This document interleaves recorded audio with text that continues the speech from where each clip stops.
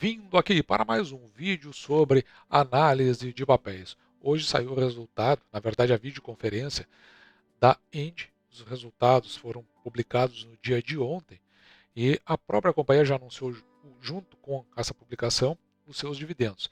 E eles deram uma minguada. O que será que aconteceu? E agora? O que nós podemos fazer? Vamos dar uma olhada o que foram os resultados apresentados pela Engie. E para fazer o vídeo, eu vou me utilizar das informações trimestrais que obedecem o IFRS, é uma parte que eu particularmente gosto muito. Eu vou me utilizar aqui também da apresentação que foi feita por conta da teleconferência de resultados da companhia. E sem mais delongas, é importante aqui até que eu mencione que esses resultados que foram apresentados, foi uma apresentação longa, uma apresentação bem chata, ruim de assistir, mas ao mesmo tempo com informações muito completas. Uma das poucas assim que eu vi que tinham informações bastante completas. Só que, claro, a gente, na verdade, né, não se sente muito confortável na medida que a companhia ela faz aquela apresentação num tom monotônico e isso vai cansando muito. Mas o fato é que as informações foram bastante interessantes apresentadas pela companhia. Como destaque aqui, o EBITDA da companhia aqui no semestre cresce 2,3% e ele cai aqui no comparativo trimestral, o segundo trimestre de 2022 com o segundo de 2023, ele cai 5%. O lucro líquido teve um avanço aqui trimestral, ele sai de 514 milhões para 806, um crescimento de 56,8%, e no semestral, que são os valores que nós vamos utilizar por conta da nossa tabela final, onde nós fizemos os múltiplos da companhia para analisar, ver se ela se enquadra dentro das nossas preferências para encaixar na carteira do canal. Então passa aqui, ó, nos primeiros 6 meses de 2022, de 1 bilhão 150 milhões para 1 bilhão 688. Veja aqui, ó, um crescimento de 46% no lucro líquido. Aqui você vai encontrar um pequenininho aqui, ó, uma cor diferente aqui, um azul mais claro. Isso aqui faz parte do resultado, né, não o recorrente, enquanto que o azul mais escuro aqui é o recorrente. E depois que eu achei mais relevante foi na parte de projetos da companhia, antes de nós entrarmos nos resultados propriamente dito, até agora eu só falei dos destaques, mas veja que a companhia tem aqui, ó, no Rio Grande do Norte um projeto eólico que está em implantação e você consegue enxergar aqui, ó, como capacidade instalada 434 megawatts e capacidade comercial de 224. O início da instalação foi em 21 e o início da operação foi no primeiro trimestre de 2023. Outro projeto aqui interessante, projeto eólico também.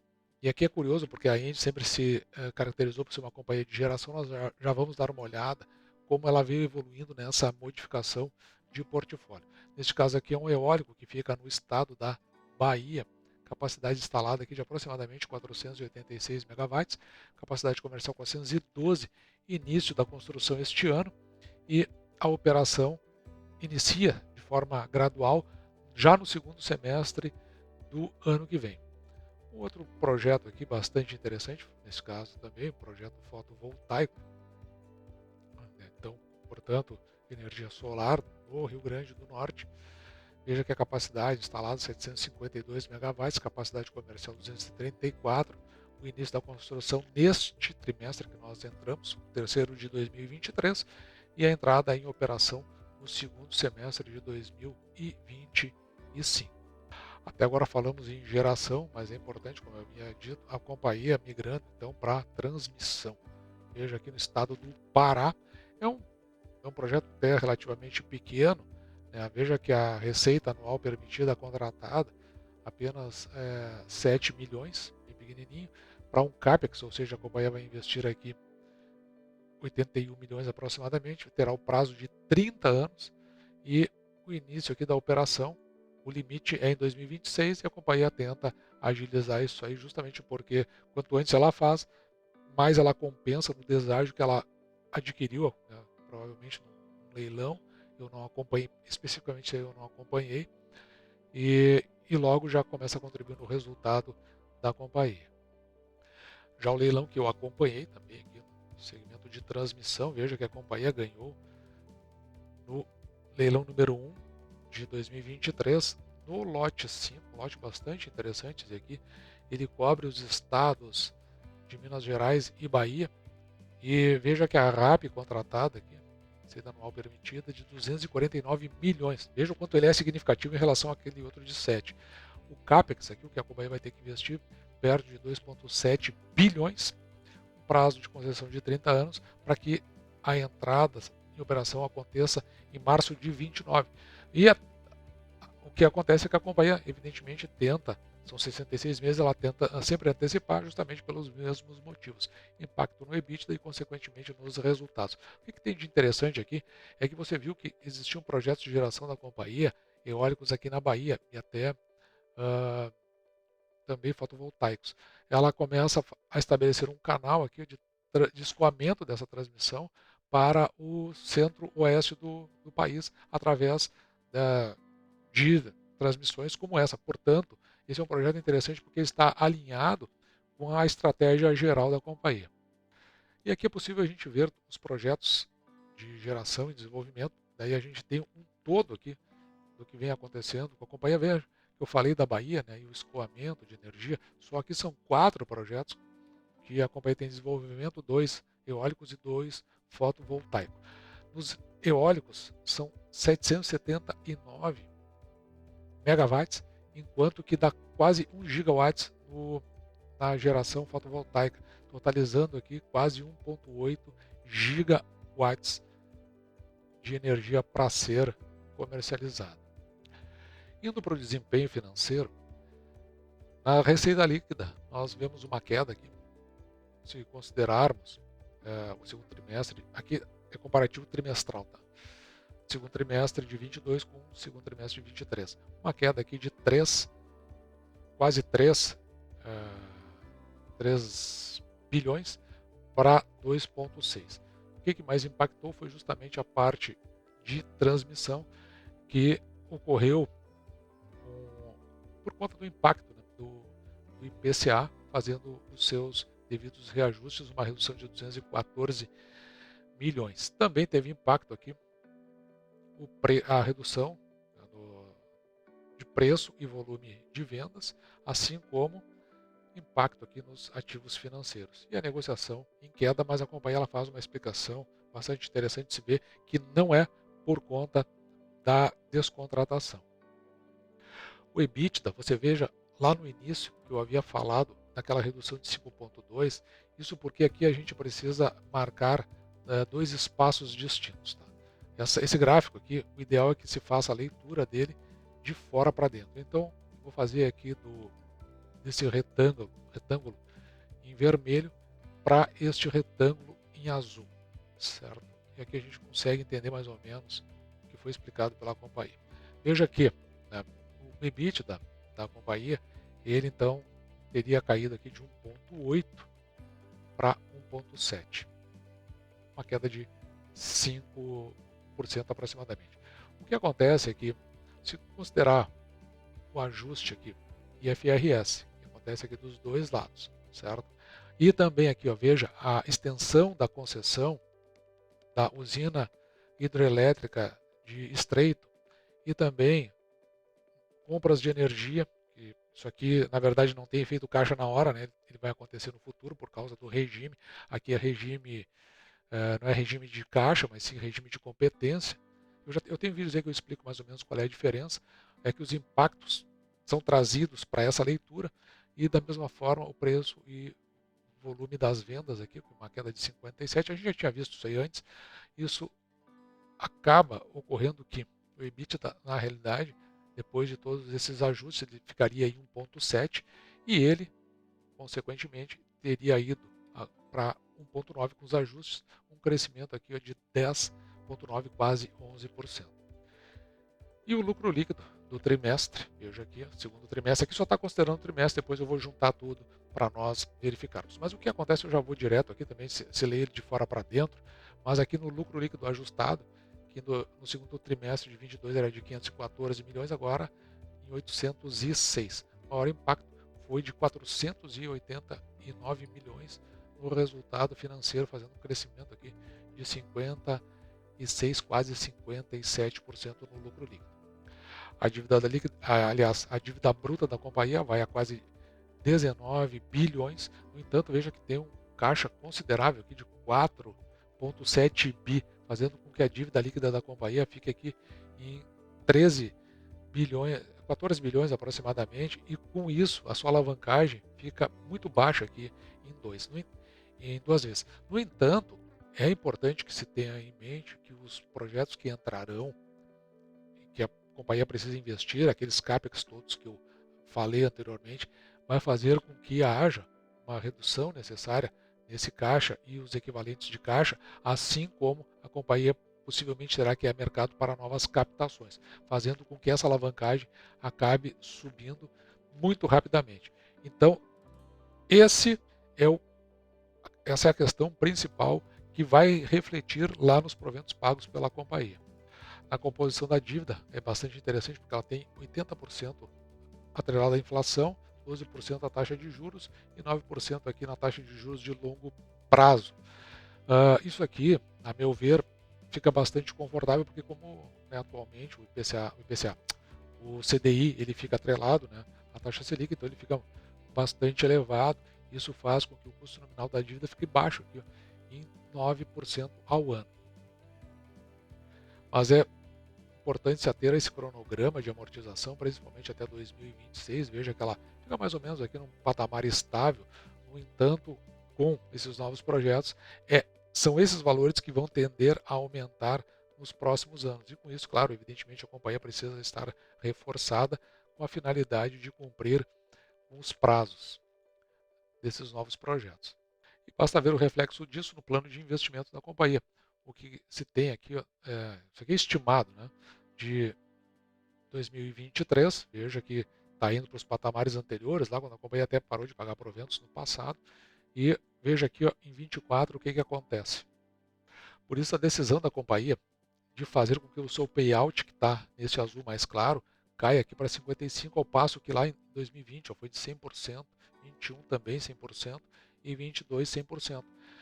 E veja que é um efeito parecido com esse que aconteceu quando a companhia teve aqueles patamares de investimentos em projetos que só foram acabar refletindo ao longo do tempo.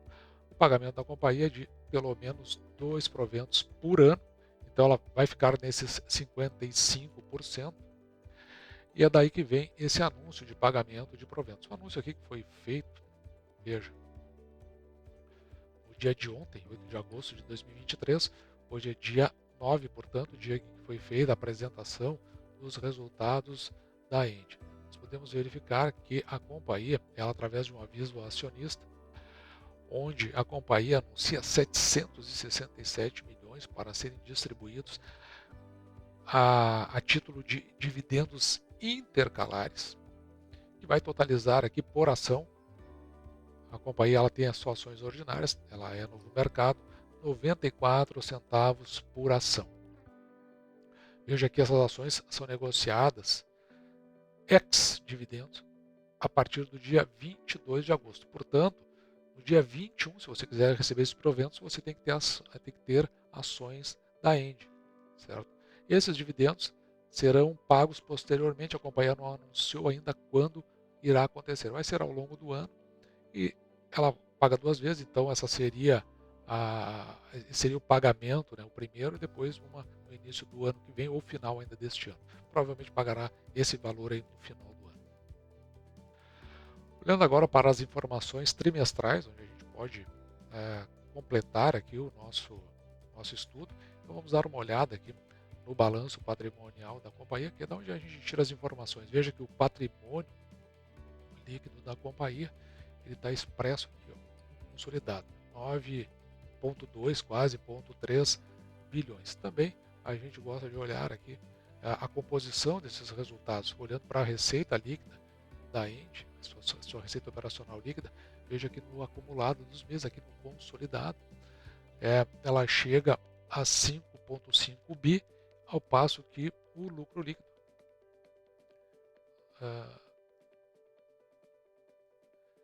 que não está nesta página, deixa deixa eu descer um pouquinho mais, está ali, lucro líquido do período, que é a parte que nos interessa, o lucro líquido, o acumulado chega a 1,6 bi. E agora nós temos as informações necessárias para a construção da nossa tabela de múltiplos da Engie para verificar se ela está ajustada para a nossa carteira. Bom, vamos dar uma olhada aqui. A gente tinha uma projeção de 12 bi na receita e com o que foi visto até agora, dá para chegar, a gente projeta aqui, tem uma redução, né, em 11 bi até o final do ano. Também com relação ao lucro líquido, a gente tinha uma estimativa aqui de 2,7 bi e com o que foi apresentado até agora tem condições de chegar a 3,2 lá no final do ano, uma alteração muito leve em relação ao que nós tínhamos projetado em relação ao trimestre anterior. O mais importante aqui, nós tínhamos projetado 2,9, quase R$ 2,99 por ação de dividendos, e com o que ela já pagou esse ano e com o que ela anunciou, vai aqui a R$ 2,72. E veja que o nosso payout aqui ele cai bastante. A gente estava contando com a média 88 e agora a gente vai para 68,75, porque com esse anúncio da companhia vai ter reflexo, claro.